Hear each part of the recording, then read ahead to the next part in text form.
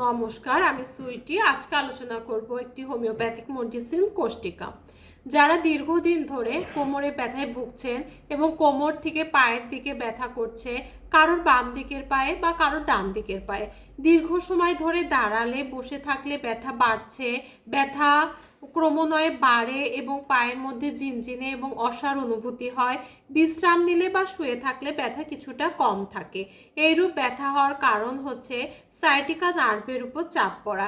এই sciatica nerve কোমর থেকে শুরু করে দুদিকে পায়ের উরুর পিছন দিক দিয়ে একদম আঙুল পর্যন্ত চলে গেছে।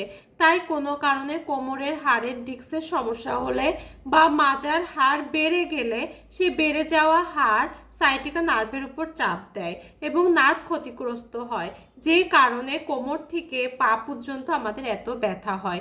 তাই যাদের কোমর থেকে পা পর্যন্ত প্রচুর ব্যথা সহ্য করার মতন না, তাদের জন্য কোষ্টিকাম খুব ভালো কাজ করে।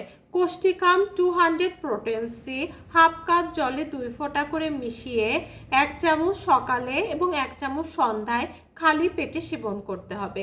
পরপর 3 দিন একই নিয়মে সেবন করলে খুব ভালো উপকার পাবেন। ধন্যবাদ সবাইকে।